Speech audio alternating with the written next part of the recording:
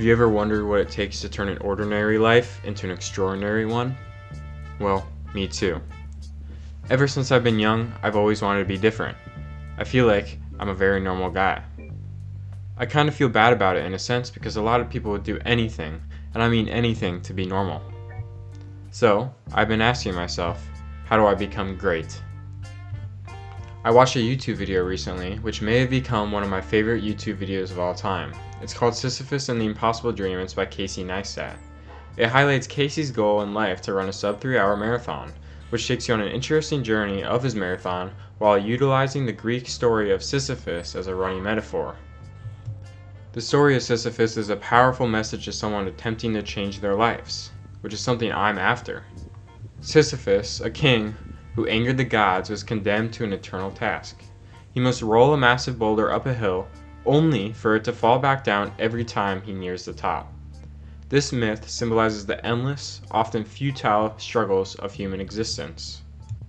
Now, this may sound awful, but pay attention. Albert Camus wrote a philosophical essay titled The Myth of Sisyphus, suggesting that one must imagine Sisyphus happy to confront the absurdity of the human existence. Here's why. Camus argues that life itself is inherently meaning and absurd. However, individuals can find meaning and fulfillment in the act of living and in their struggles. By imagining Sisyphus happy, Camus encourages us to find our own purpose and happiness despite the inherent absurdity of life. In essence, imagining Sisyphus happy is a philosophical stance that encourages resilience, acceptance, and finding joy in the journey, even when faced with seemingly pointless tasks.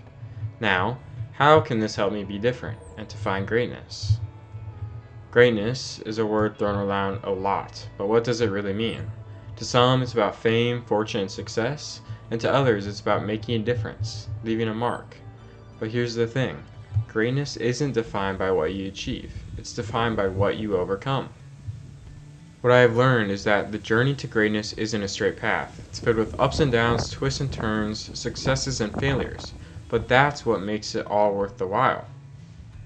Greatness isn't about the end result, it's about the process. It's about pushing through when things get tough, finding motivation when you feel like giving up, and believing in yourself when no one else does.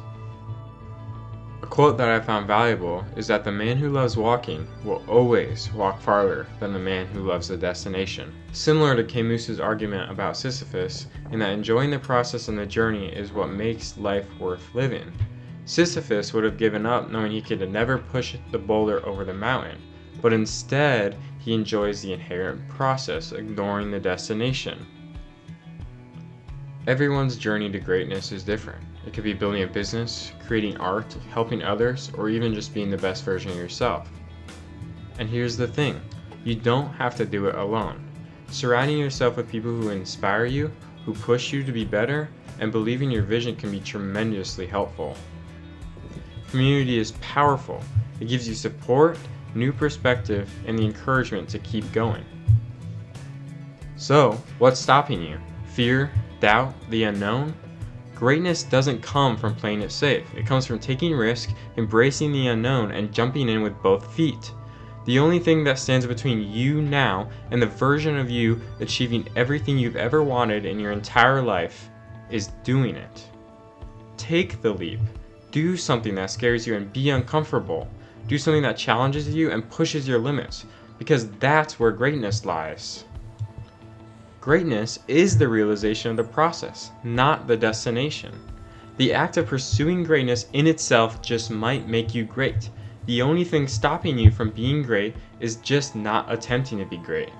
Follow Sisyphus' mentality of enjoying the process and realize the act of pursuing greatness provides purpose.